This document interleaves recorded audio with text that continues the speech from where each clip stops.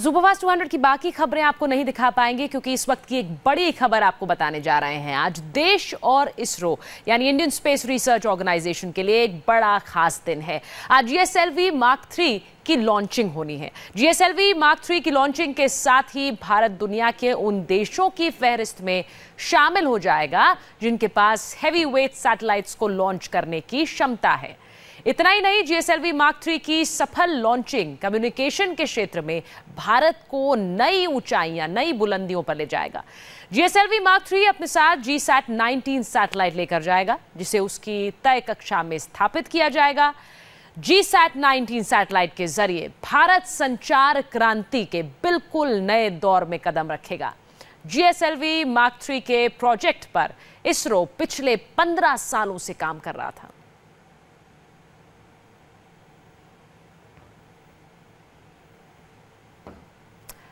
और हमारे साथ प्रोफेसर आरपी टंडन हैं, साइंटिस्ट हैं, और आरपी टंडन साहब खुद भी पैनी नज़र बनाए हुए हैं इस लॉन्च पर। प्रोफेसर टंडन, आपके लिए कितना महत्व रखता है इस तरह का एक पेलोड ले जाने की? हमारी क्षमता अभी तक 2300 किलोग्राम की थी, लेकिन अब इस जीएसएलवी मार्क 3 के साथ वो क्षमता कितना गुना बढ़ जाएगी? अब हमें फॉरेन लॉन्चर्स पर डिपेंड होने की ज़रूरत नहीं है। देखिए, जैसा आपने कहा, ये वाकई एक आज भारत के वैज्ञानिकों के लिए एक बड़ा हर्ष का और गौरव का दिन है कि आज हम दुनिया के चौथा ऐसा राष्ट्र हो जाएगा जो इस तरह की क्षमता रखता है। अभी तक हम 2 टन तक का पेलोड ले जा सकते थे, इसके माध्यम से अब 4 टन तक जा सकेगा, और अगर लोअर ऑर्बिट की बात करें तो शायद ये 8 टन तक भी ले जा सकेगा। परंतु अभी क्या था कि अभी हमें 4 टन से ऊपर दूसरों पर निर्भर करना पड़ता था बाहर के मुल्कों में। अभी भी हमें अल्टीमेट जो हमारा गोल है वो एरियन, जो कि फ्रेंच एजेंसी है, जो कि 10 टन तक का ले जा सकती है, तो हम उसके काफ़ी नज़दीक हैं। परंतु जैसा मैंने कहा कि लोअर ऑर्बिट में 8 टन है, परंतु वास्तविकता ये है कि हमें 4 टन जो है वो काफ़ी ऊंचाई तक ले जाना है, यानी जो ऑर्बिट जो होता है उसकी हाइट काफ़ी ऊंची होती है, उसके लिए अभी हमें और काम करना है। परंतु फिर भी आज हम चौथे ऐसा राष्ट्र हो जाएंगे जो इस बुलंदी पे पहुंचा है। बिल्कुल। इसरो के जो पूर्व चेयरमैन हैं कस्तूरी रंगन साहब, उन्होंने कहा था कि ये भारत का भविष्य होगा ये लॉन्च, तो आज वो लॉन्च होने वाला है। अब से थोड़ी देर बाद यानी 5:28 पर इसरो इतिहास रचने वाला है। आप कहीं मत जाइएगा, हम इसी खबर पर आ रहे हैं एक छोटे से ब्रेक के बाद। नमस्कार, मैं हूं सुचारिता कुकरेती और इंडिया टीवी पर हम आपको दिखा रहे हैं आज की बड़ी खबर। आज देश और इसरो यानी कि इंडियन स्पेस रिसर्च ऑर्गेनाइजेशन के लिए खास दिन है। बस कुछ ही मिनट बाद जीएसएलवी मार्क 3 की लॉन्चिंग होनी है। जीएसएलवी मार्क 3 की लॉन्चिंग के साथ ही भारत दुनिया के उन देशों की फहरिस्त में शामिल होगा जिनके पास हैवी वेट सैटेलाइट्स को लॉन्च करने की क्षमता है। इतना ही नहीं, जीएसएलवी मार्क 3 की सफल लॉन्चिंग कम्युनिकेशन के क्षेत्र में भारत को और नई ऊंचाइयां देगी। जीएसएलवी मार्क 3 अपने साथ GSAT-19 सैटेलाइट लेकर जाएगा जिसे उसकी तय कक्षा में स्थापित करना है। GSAT-19 सैटेलाइट के जरिए भारत संचार क्रांति के बिल्कुल नए दौर में कदम रखेगा। जीएसएलवी मार्क 3 के प्रोजेक्ट पर इसरो पिछले 15 सालों से काम कर रही थी। और हमारे साथ साइंटिस्ट प्रोफेसर टंडन बने हुए हैं। प्रोफेसर टंडन, अब बस कुछ ही क्षण बचे हैं, 2 मिनट, क्योंकि 5:28 का समय है और 25.5 घंटे का काउंटडाउन 5:28 पर खत्म होगा जब ये लॉन्च होगा। लेकिन सवाल मेरा आपसे ये कि कितनी बड़ी उपलब्धि है कम्युनिकेशन सैटेलाइट के क्षेत्र में, स्पेस के क्षेत्र में, क्योंकि हम एक ऐसे क्षेत्र में काम कर रहे हैं जहां पर एक तरह से हम अपना हस्तक्षेप न करके बल्कि पूरी तरह से अपने लिए एक लेवल प्लेइंग फील्ड ला रहे हैं और देशों के मुकाबले। हम वो कर रहे हैं जो अभी तक दुनिया में सिर्फ 2 या 3 देश कर पाए हैं। देखिए, इसके 2 उपलब्धियां हैं। पहले तो एक सैटेलाइट की जो उपलब्धि है कि कई एरियाज़ में हमें, कई प्लानिंग में ये हमें हेल्प करेगा, चाहे वह मौसम की हो, टाउन प्लानिंग की हो, और सबसे बड़ी बात, जैसे हमारे प्रधानमंत्री मोदी जी स्मार्ट सिटी की कल्पना कर रहे हैं, स्मार्ट सिटी के लिए ये बहुत अच्छा एक वरदान साबित होगा। तो ये तो शॉर्ट टर्म गेम है। लॉन्ग टर्म हमारे जो गेम हैं वो ये है कि अब हमें उन ऊंचाइयों पर जाना है जहाँ कि हम ह्यूमन यानी आदमी को मिशन भेज सके। हम एक अर्थ स्टेशन बनाना चाहेंगे, मतलब स्पेस स्टेशन बनाना चाहेंगे, जैसा कि यूएस और यूएसएसआर ने, रशिया ने बना रखा है। तो इस स्टेशन को हम लॉन्च करना चाहेंगे और उसमें ये पहला मील का पत्थर साबित होगा। इसमें समय लगेगा, परंतु अल्टीमेट गोल जिसको कहना चाहिए वो हमारा ये है कि हमें और दूर ऊंचाइयों तक जाना है, और उसमें जाने के लिए ये हमारा वर्क हॉर्स साबित होगा और इसने इस बात की पुष्टि कर दी है। अब जो कस्तूरी रंगन है, जिन्होंने इसको कंसीव किया था, इसरो के एक्स चेयरमैन हैं, उन्होंने कहा था कि ये भारत का भविष्य है, स्पेस फ्यूचर है ये, क्योंकि इसके जरिए अब हम ह्यूमंस को, लोगों को भेज पाएंगे स्पेस में। ये बड़ी बात है और ये उत्सुकता भी बढ़ाती है बात। सर प्रोफेसर टंडन, अगर आप इसके बारे में थोड़ा बता पाएं। हाँ, जैसे मैंने कहा अभी कि अब एक स्पेस की रेस शुरू हो चुकी है। आप देखिए कि आने वाले समय में सुपर पावर जो है वो नई कॉलोनी बनाने की बात कर रही हैं, चाहे वो मार्स पे हो या वो चंद्रमा पे हो। आप देखिए धरती में कितना पॉल्यूशन होता जा रहा है।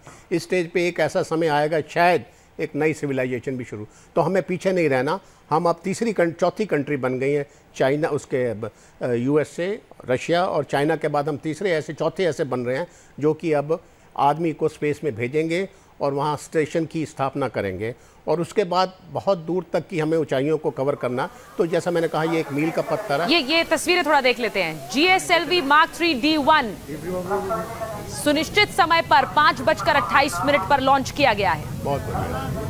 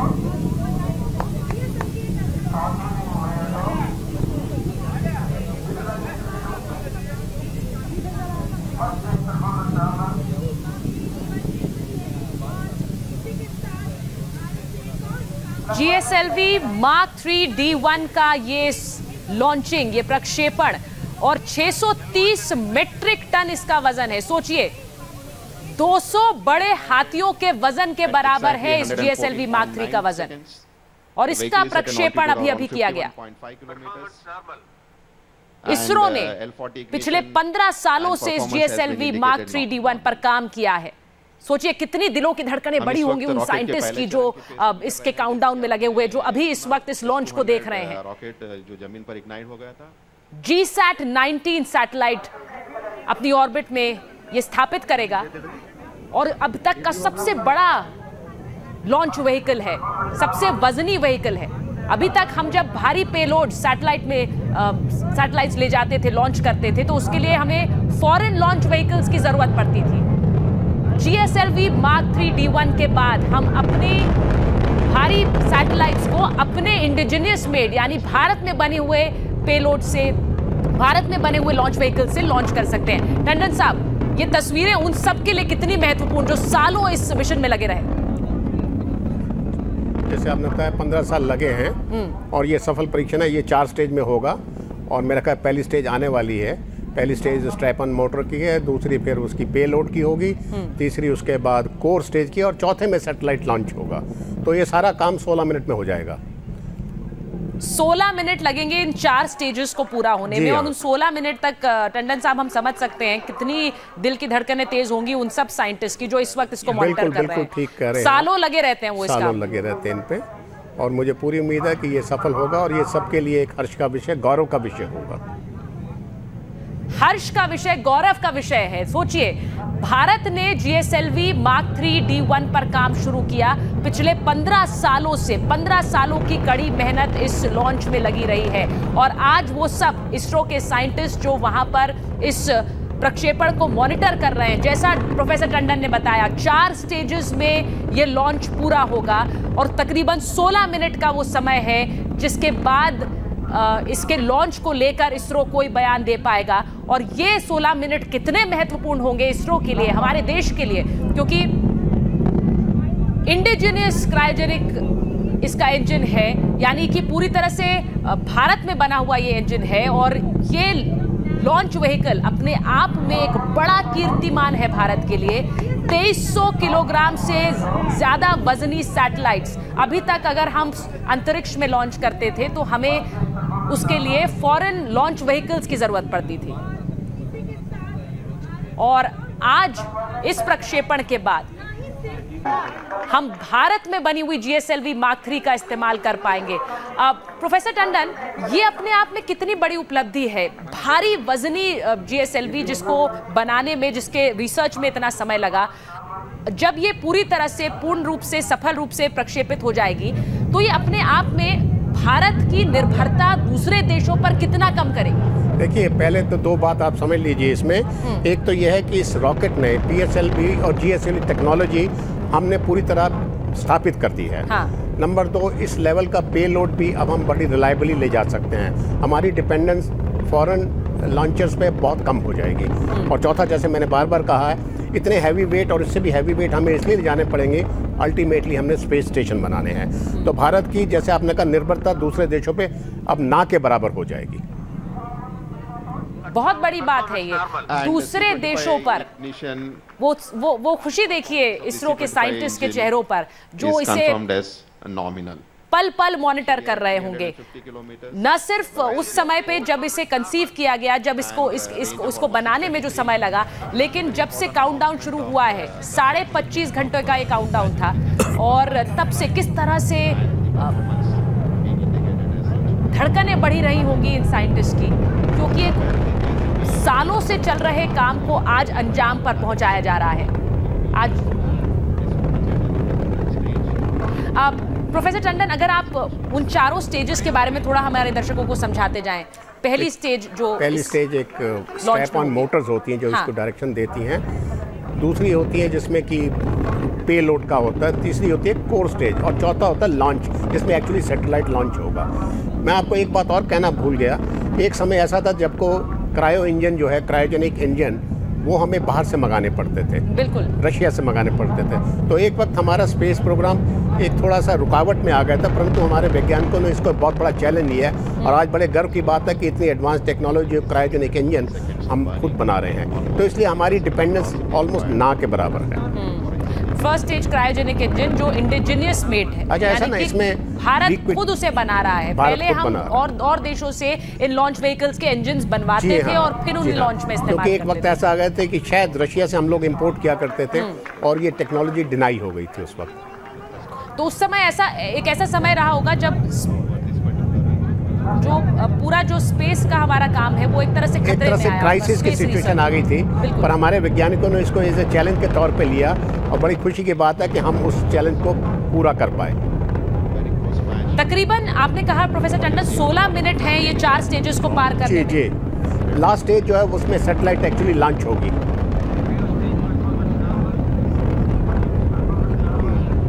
ये शायद दूसरी स्टेज चल रही है। प्रोफेसर टंडन, ये जो तस्वीर है, अभी बताएंगे, ये लगातार इसरो से तस्वीरें मिल रही हैं।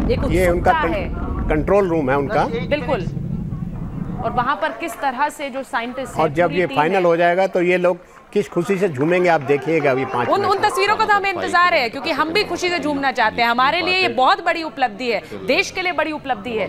ये इसरो की पूरी टीम जो इसके पूरे प्रक्षेपण की आखिरी स्टेज तक इसे मॉनिटर कर रही है, कि 16 मिनट आपने कहा कि चौथी स्टेज यानी GSAT 19 जो सैटेलाइट है जिसे लेकर ये लॉन्च व्हीकल जा रही है PSLV Mark 3, उसे प्रक्षेपित कर देगी अपनी कक्षा में। तब ये पूर्ण रूप से सफल होगा, और तब तक इंतजार कर रहे हैं ये साइंटिस्ट, क्योंकि चौथी स्टेज है वो इस प्रक्षेपण की। सबसे अंत में वो GSAT 19 को प्रक्षेपित करेगी अपनी कक्षा में। अंतरिक्ष में कम्युनिकेशन सैटेलाइट के क्षेत्र में प्रोफेसर टंडन, भारत का दबदबा कई गुना बढ़ता है इस लॉन्च के साथ। देखिए, सबसे बड़ी बात यह है कि इस वक्त स्पेस लॉन्च एक बहुत बड़ा कमर्शियल एक्टिविटी हो गई है। और मैं आपको बताऊं, करीबन $350 बिलियन की ये इंडस्ट्री है, और आपने पिछली बार देखा जब मंगलायन भी हुआ था तो लोगों ने बड़ा हैरानगी जताई थी दूसरे देशों ने कि इतने कम बजट में कैसे बन गया। तो आज भी वही बात है कि सिलिकॉन वैली की कुछ इंडस्ट्रीज़ हैं जिनमें से आप सुनती होंगी टेस्ला का नाम। टेस्ला इसमें एक मोनोपोली बनाना चाह रहा है, परंतु जो खर्चा हमारे सैटेलाइट में, उसका एक रीज़न ये है कि हमारे यहाँ लेबर भी चाहिए जाए, चाहे वो वैज्ञानिकों की सैलरी हो, उस हिसाब से कम है। तो हमारी कॉस्ट ऑफ जो रनिंग है, इसको launch cost is very low. तो इस हिसाब से एक काफ़ी बड़ा बिजनेस का हिस्सा वर्ल्ड का हमें मिलने वाला है, जो कि ऑलरेडी शुरू हो चुका है। तो हम एक बड़े बड़े की प्लेयर साबित होंगे लॉन्चिंग में ऑन कमर्शियल स्केल। ये बहुत बड़ी बात कह रहे हैं आप प्रोफेसर टंडन। हम अपने देश में लॉन्च व्हीकल बना रहे हैं, हम अपने देश में इंडिजिनस मेड टेक्नोलॉजी में इतना आगे जाएंगे और जा रहे हैं कि और देश हमें ये काम अपने लिए करने के लिए दें। अगर मैं सरल शब्दों में कहूँ तो हमें कहीं ना कहीं ये जो एक बड़ा मार्केट है, क्योंकि एक बहुत बड़ा मार्केट है, कई बिलियन डॉलर्स का ये मार्केट है, जिसमें भारत एक की प्लेयर स्थापित होगा सैटेलाइट लॉन्च के लिए।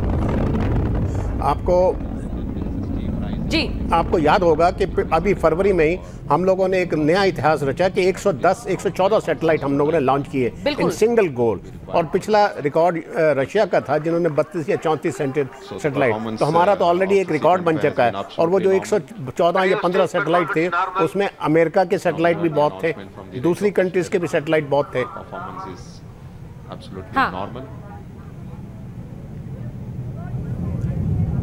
हाँ जी, तो वो सैटेलाइट भी थे। तो कहने का मतलब ये है कि बहुत से ऐसे कंट्री थे जो हमें सैटेलाइट भेजने में इच्छुक हैं, खास तौर से छोटे कंट्री जिनको की कम्युनिकेशन या और दूसरी तरह की तरक्की चाहिए, इंटरनेट की चाहिए, रिसोर्सेज कम है इस तरह के इंडिजिनसली क्रिएट करने के लिए लॉन्च व्हीकल्स या फिर सैटेलाइट्स। मैं थोड़ा चाह रही थी कि जो ग्राफ आ रहा है, अभी ग्राफ दिखाएंगे आपको, चौथी स्टेज पे दिखाएंगे ये लोग, उसको देखकर अगर आप थोड़ा बता पाएं, क्योंकि ये डिफरेंट स्टेजेस जो पार करती जा रही है ये launch vehicle GSLV Mark 3 almost शार रेंज से 2200 किलोमीटर की दूरी पर, और इस समय रॉकेट की गति ऑलमोस्ट 6.2 किलोमीटर पर सेकेंड, और उसकी फाइनल वेलोसिटी ऑलमोस्ट 9.6 किलोमीटर पर second is what will be required for injecting the satellite into the normal. So cryo stage performance is normal. Cryo stage performance normal का मतलब जो engine है ठीक काम कर रहा है, ठीक तरह से काम कर रहा है क्रायोजेनिक। और आपको एक बात और आश्चर्य होगा, करीबन 28 टन ईंधन है इस पर, लिक्विड ईंधन 28 टन लिक्विड इंजन है, और ऑयल मतलब फ्यूल है मेरा कहने मतलब। तो ये इतना भारी फ्यूल है इसमें, क्योंकि इतने लॉन्च उठाना 700 टन को, तो ये सब भी काफ़ी एक मील का पत्थर साबित होंगे। और सबसे बड़ा, जैसे मैंने कहा कि कमर्शियल एक्टिविटी, और हम इसमें काफ़ी फॉरेन एक्सचेंज कमा पाएंगे। तो भारत अपनी तरफ से अपना ये लॉन्च व्हीकल जो इस वक्त GSLV Mark 3 D1 जिसके सफल प्रक्षेपण की ओर आगे बढ़ रहा है, क्योंकि 4 स्टेजेस हैं और चौथी स्टेज वो जब GSAT-19 सैटेलाइट पूरी तरह से अपनी कक्षा में प्रक्षेपित हो जाएगी, उसका इंतजार कर रहा है इसरो। और उसके बाद आप देखेंगे एक सेलिब्रेशन की तस्वीरें। इसी बड़ी खबर पर आ रहे हैं, छोटा सा ब्रेक पहले।